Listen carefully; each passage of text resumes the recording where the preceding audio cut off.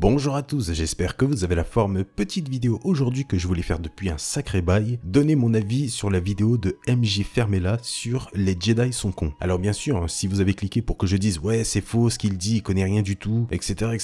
vous n'êtes pas au bon endroit. Ce n'est pas du tout une vidéo clash, coup de gueule ou autre, au contraire, j'aime assez ces vidéos et cette vidéo là, je l'ai bien appréciée et c'est pour ça que je fais celle-ci aujourd'hui. En plus de ça, il y a des choses où je suis d'accord avec lui d'une certaine manière et d'autres où ce n'est pas le cas. Mais moi je suis là que pour donner mon avis et pourquoi pas compléter certaines choses qu'il aborde, ou même l'éclairer sur certains sujets. Bref, allons-y. Pour commencer, on va aborder le sujet de la prophétie Jedi et de l'élu.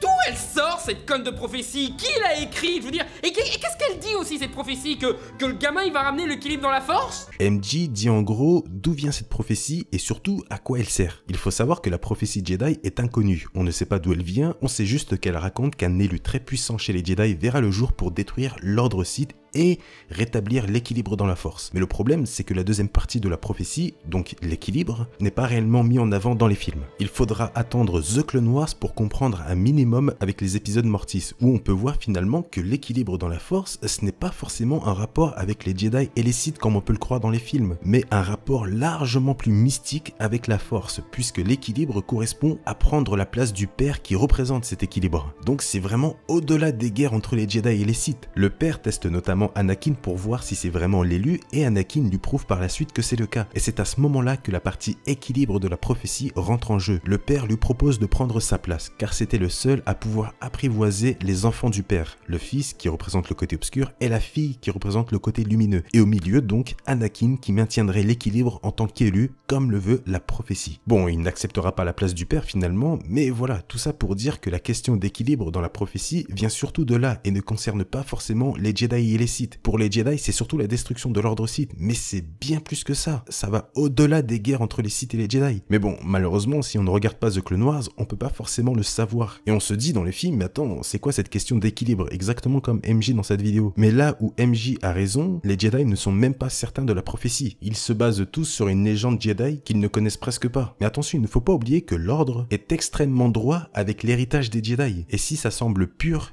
et rempli de bonnes intentions, surtout pour l'ordre, ils vont garder la chose. Mais quand c'est au contraire trop dangereux pour l'ordre, là, ils oublient ou ils cachent le sujet. Notamment dans le Légende, le fait que les premiers Sith étaient des Jedi, ça, le Conseil l'a caché aux Jedi. Et malheureusement, ça s'est retourné contre eux. Enfin bref, en tout cas, je comprends l'avis de MJ sur la prophétie, c'est difficile à comprendre et on se pose tous des questions sans réponse qui auraient dû être abordées dans les 3 films et non dans The Clone Wars. Surtout pour un truc aussi gros et aussi mis en avant dans les films. Mais bon, comme je vous le dis à chaque fois, ce n'est que mon avis. On a tous une vision différente sur le pourquoi du comment. Et voilà la mienne dans cette vidéo. Ensuite, MJ se demande pourquoi ils acceptent Anakin en sachant qu'ils sentent qu'il est dangereux. Mais le pire c'est qu'ils savent que le gamin est dangereux. Ils le sentent et ils arrêtent pas de le dire qu'il est dangereux. Dans l'épisode 1, au début, lors de leur première rencontre, ils ne sentent pas qu'Anakin est dangereux parce qu'il ne l'est pas. Yoda sent uniquement de la peur en lui, celle de perdre sa mère et que la peur est le chemin du côté obscur, blablabla. Mais ils avouent tous ensuite que la force est puissante en lui, mais ne veulent pas de lui parce qu'il est déjà trop vieux, mais surtout parce que Yoda sent quelque chose de dangereux. Mais il accédera finalement à la requête d'Obi-Wan pour une phrase que ce dernier a dit, je vois les choses comme ça personnellement, je formerai Anakin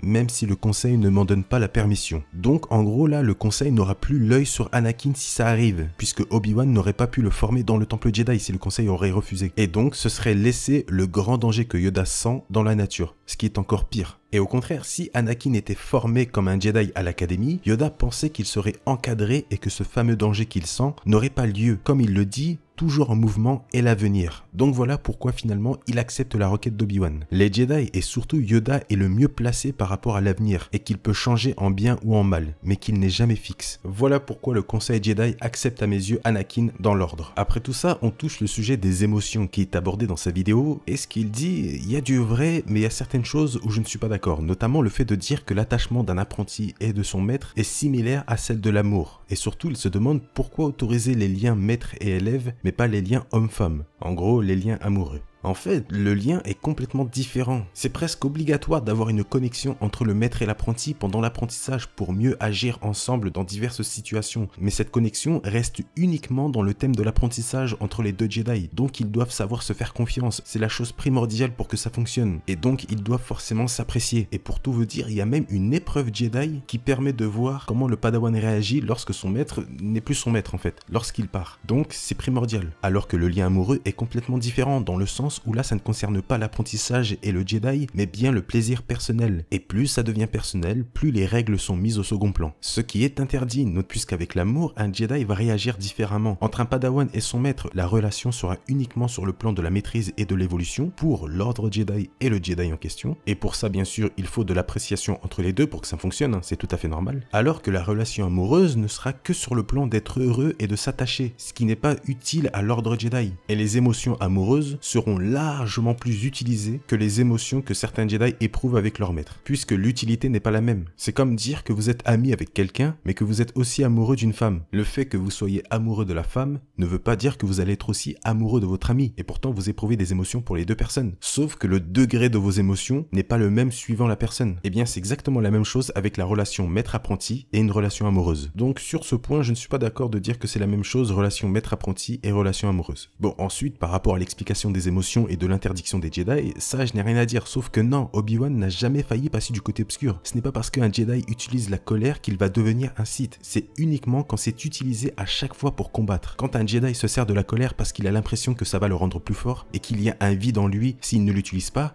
là ok, c'est clairement foutu. La colère est seulement un chemin vers le côté obscur, il ne faut pas l'oublier, ce n'est pas un accès direct. Mais pour en revenir à l'amour vite fait, Qui-Gon dans le Légende a aimé une femme nommée Tal. À sa mort, Qui-Gon a frôlé le côté obscur en voulant se venger. Obi-Wan, aussi dans le Légende, a aimé une femme nommée Seri-Tachi. Même sort que Tal, elle meurt. Et devinez quoi ? Obi-Wan frôle le côté obscur de la même manière que son maître. Et bien sûr, Anakin est la réponse même du pourquoi les Jedi interdisent l'amour sincère entre deux personnes. Faut pas oublier que c'est ce genre d'émotion, colère, haine, amour, qui a créé les Sith. Allons dans la partie maintenant où il parle de l'armée des clones. Je pense que c'est la partie de la vidéo où je suis le moins d'accord avec lui. Il y a cette armée de clones, armée qui a été commandée par un ennemi de la République extrêmement dangereux, et l'a fait à votre nom pour qu'il vous revienne directement, et pas à lui et son camp. Il commence déjà à dire que c'est Dooku qui a commandé l'armée des clones au nom des Jedi, ce qui n'est pas vrai. Bien au contraire, c'est un Jedi qui a commandé l'armée des clones au nom du Sénat galactique. Et ce Jedi, c'est Sifo Dyas, que ce soit dans le canon ou dans le Légende, c'est la même histoire. Quand il faisait partie du Conseil Jedi, il avait demandé à créer une armée pour la République, parce qu'il sentait une menace arriver. Bien sûr, les Jedi ont refusé, et à force d'insister sur ce plan, Sifo Dyas sera exclu du Conseil Jedi pour redevenir un simple maître Jedi. Malgré le refus du Conseil, Sifo Dyas contacte les Kaminoans au nom du Sénat galactique, pour créer une armée de clones pour protéger la République. Mais les Jedi étaient vraiment contre au début, mais avec Palpatine aux commandes, ils n'avaient plus le choix. Mais l'armée était pour le bien de la République à la base, et non un cheval de Troie. C'est bien plus tard que ça arrivera lorsque les Pike, commandés par Dooku, détruiront la navette de Sifo Dyas, ce qui le tuera. Et ensuite, Dooku reprendra le projet secrètement, sous les ordres de Sidious, pour y insérer parmi les autres ordres mis en place par Sifo Dyas, l'ordre 66. Voilà comment ça s'est réellement passé. Ensuite, MJ se pose la question, en gros, pourquoi les Jedi utilisent les clones alors que ce sont des gardiens de la paix? Eh bien, la raison est très simple. Palpatine. Il a officiellement autorisé l'armée des clones à combattre pour la République et auprès des Jedi, et ça contre leur gré. Ensuite, MJ prend l'exemple d'Obi-Wan qui veut tuer Anakin, et que ce n'est pas très Jedi de faire ça, surtout que c'est son ami. Mais le plus gros problème de la considération des Jedi par rapport au côté obscur est parfaitement résumé par cette célèbre phrase d'Obi-Wan. Seul un Sith est aussi absolu. Oh, vraiment? Genre aussi absolu que de vouloir tuer son meilleur ami juste parce qu'il est dans une colère noire? Est-ce que ça veut dire que toi aussi tu es un Sith? Le souci là-dedans, et Obi-Wan le montre très bien, il fait passer la République avant tout le reste. Et en sachant que les Sith sont les ennemis de la République et de l'ordre Jedi, forcément, il n'a pas le choix. Il a juré de protéger la République et de combattre les Sith. C'est la base de l'ordre Jedi. Il met ses émotions de côté, surtout qu'il a vu peu de temps avant Anakin massacrer de sang-froid des Padawan au temple Jedi, ce qui a bien confirmé son idée qu'Anakin était passé du côté obscur et qu'il était devenu un Sith, les ennemis de la République et donc les ennemis des Jedi. Anakin était devenu l'ennemi d'Obi-Wan. Et Obi-Wan, comme tous les Jedi, ont juré de protéger la République. Ensuite, on en vient au fameux cas de Mace Windu par rapport à sa façon d'agir auprès de Sidious et sa façon même en général quand il combat. Est-ce que ça veut dire que Mace Windu est un Sith en voulant absolument tuer un vieillard qu'on a totalement désarmé et qu'on peut donc arrêter très facilement? Attends une seconde. Il faut savoir que Mace Windu est l'un des seuls qui a le droit d'utiliser la colère, une colère contrôlée, quand il combat grâce à sa forme de combat mise en place par lui-même nommée Vapad, qui est une forme de combat qui se base sur les émotions fortes, qui se rapproche du côté obscur, mais qui n'est pas le côté obscur. C'est très important à savoir. Voilà pourquoi il se permet d'utiliser la colère quand il se bat, parce qu'il est l'un des seuls Jedi dans l'ordre avec quelques autres à maîtriser cette forme de combat. Voilà déjà pour ça. Ensuite, le fameux geste de Windu qui dérange, c'est celui de tuer Sidious. Ça ne fait pas très Jedi. Alors il faut quand même savoir qu'il avait laissé le choix à Palpatine de se rendre une fois en voulant l'arrêter. Et c'est quand ce dernier a attaqué et a tué le trio infernal que Windu a vu que c'était fichu et qu'il n'y avait aucune solution à part le tuer. Parce que Sidious est un Sith. Les Sith sont les ennemis de la République et des Jedi. Et Windu, comme Obi-Wan et tous les autres Jedi, a juré de protéger la République et l'ordre des menaces extérieures, et donc des Sith. Obi-Wan aussi avait averti Anakin en lui disant d'arrêter, mais Anakin n'a pas voulu, exactement comme Palpatine et Windu. Être Jedi ne veut pas dire rester sans rien faire même quand on se fait attaquer ou autre, il faut bien se défendre. Et surtout, pensez-y, si il avait arrêté Sidious, c'était fichu d'avance, dans le sens où le Sénat galactique est complètement corrompu en grande partie et contrôlé par Palpatine. Windu le savait et a fait le seul choix possible, c'était bien trop dangereux de le laisser être jugé par un Sénat que le Sith contrôlait lui-même. Donc dire que Sidious était un vieillard désarmé en sachant qu'il n'a pas du tout besoin d'un sabre laser pour mettre à terre n'importe qui, c'est totalement faux, c'est même le sous-estimer. Là où par contre je suis complètement d'accord avec MJ, c'est sur la partie où il explique le basculement d'Anakin et sa fragilité, c'est totalement vrai. Mais là où je le rejoins encore plus, c'est lorsqu'il dit que les Jedi sont responsables de leur propre destruction.